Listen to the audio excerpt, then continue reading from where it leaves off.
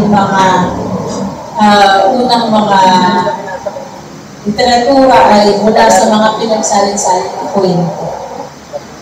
Ayan. So, ang kwento nito ay tungkol sa pinagaling ni Jesus ang isang bulag. Sabayan niyo po ako sa pagbabasa.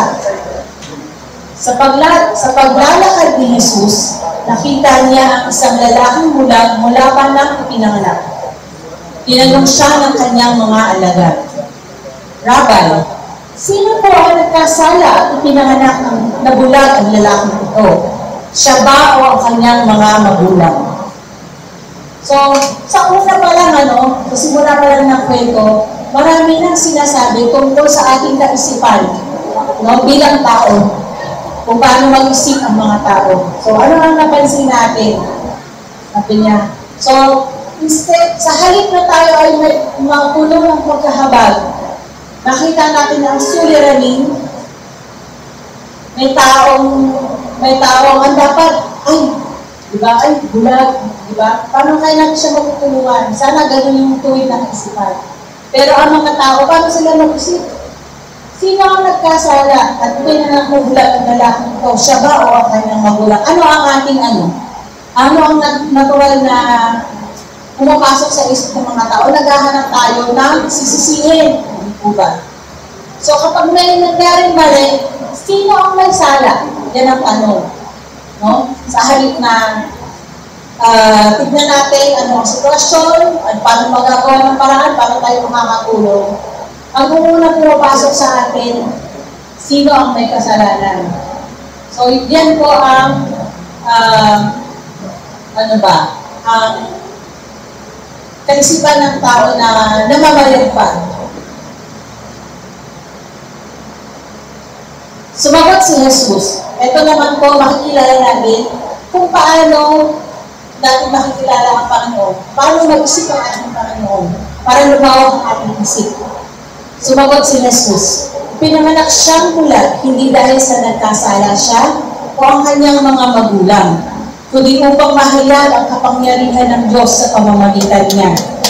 Kailangan gawin natin ang mga ipinagagawa na nagsubok sa atin habang may araw pa. Darating ang gabi kung kailan wala nang makakapagtrabaho. Habang ako'y nasa sanlibutan, ako ang ilaw ng sanlibutan. So, napakalinaw. Anong sinabi ni Jesus? Meron bang sisisihin? Bakit siya pinanak na bulag? Lakasan po natin yung parang nag-almusal. Basta pa, yung hindi inaantok. Ayun po.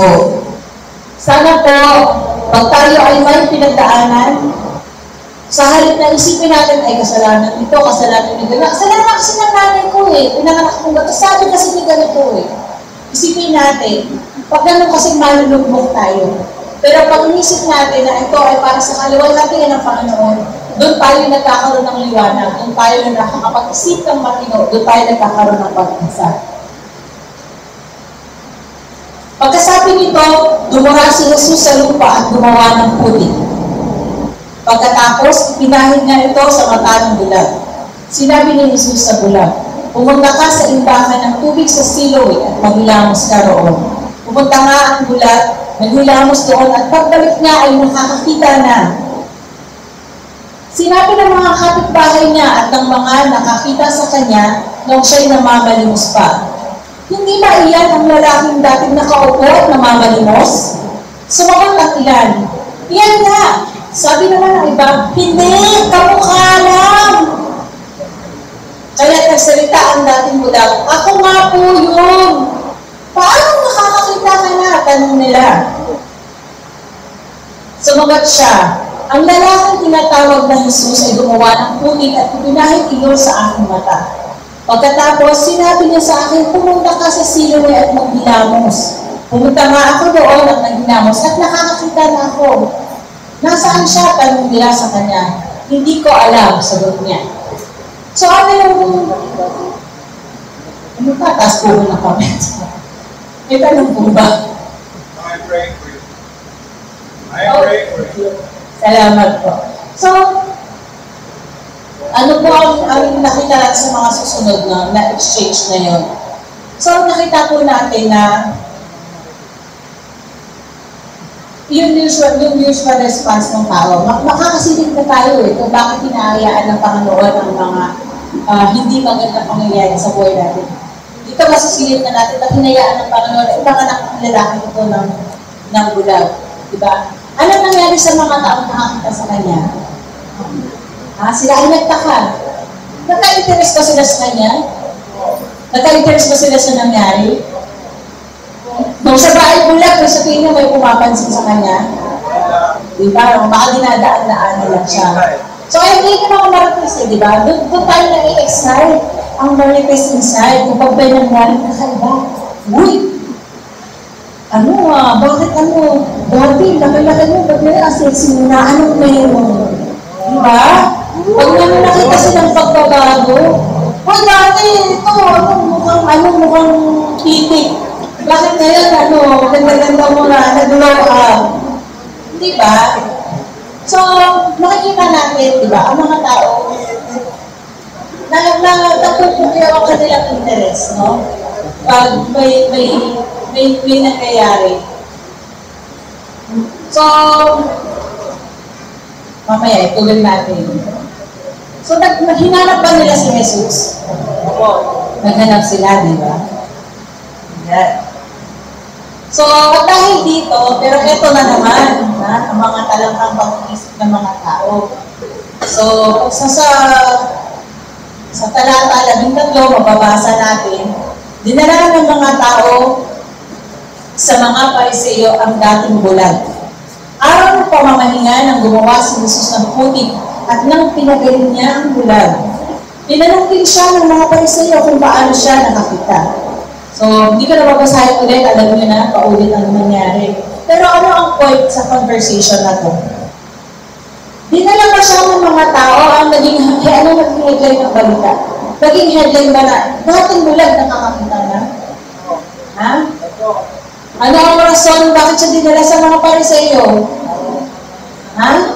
Issue ba good news o bad news? Bad news, sabi masamang balita. Sabi, bakit siya dinala? Itong taong ito, pinahira ng putik at pinagaling sa araw na pamamahinga. So, makita na naman natin, ang pangit na ugali ng mga tao. Meron namang magandang nangyari, dating bulag, ngayon nakakita na. Pero bakit nakaisipan ng tao, ang puso ng tao, nakatuon sa negatibo? Nakatuon sa pangit. Bakit tayo lagi naghahanap ng pagpupuna sa kapwa natin? Naghahanap tayo ng fault, naghahanap tayo ng ibabato, ng mali. No? Hindi po magandang kaisipan yun, mga kapatid. At kailangan natin mabuksan ang ating mga mata. Ano ba ang mas mahalaga? Ang gumaling ang tao ito nang mula nang siya pinanganak ay nagbusa na dahil hindi siya nakakakita? O siya ay nakakita at naging malaya sa araw ng papahinga? Hindi ba ito isang napakagandang ng pangyayari sa buhay natin? Ayan. Ang sabi na ilang Pariseo, hindi maaaring mula sa Diyos ang taong iyon sapagkat hindi niya ipinapamili ng araw ng pamamahinga. Ngunit sinabi naman ng iba, paano makakagawa ng ganitong mga himala ang isang makasalanan at hindi sila magkaisa? Kaya tinanong muli ang dating bulag. At ikaw, ano naman ang masasabi mo tungkol sa kanya? Dahil pinagaling niya ang iyong mga mata. So, ang sagot ng ang sagot? Binabasa niyo ba yung mga nagbabasa? Anong sagot? Siya isang propeta. So, dahil siya mismo, naranasan niya, dumami sa kanya ang kabutihan ng Panginoon. Nakilala niya, nabuksan ng kanyang mata, hindi lang sa pisikal, kundi pati sa espiritual, at nakilala niya ang Panginoon. Ayaw maniwala ng mga Hudyo na siya'y talagang dating bulag. So, humingi pa sila ng proof, di pinatawag ang kanyang magulang, no? At syempre, yung mga magulang sa 20, no? Dahil ganito tayo, No, minsan, kahit na minsan may mabuti or minsan yung mga nakakaawa yung mga nanghihingi ng tulong kahit na nasa katwiran. Ang hirap humingi ng tulong kasi yung mga iba ayaw madamay sa gulo. No? Itong bulag na lalaki kahit na tama naman yung sinasabi niya, yung tinatawag ng mga Pariseo, sabi ng mga magulang, nasa hustong gulang na siya. Makakapagsalita na siya para sa kanyang sarili.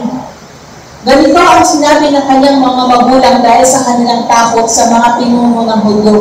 Sapagkat pinagkain sa hana ng mga Hudyo na sino mang magpahayag na si Jesus ang Kristo ay titiwala sa sinagoga. Ito ang dahilan kung bakit sinabi ng kanyang mga magulang, siya'y nasa hustong gulang na, siya ang tanungin niyo. No?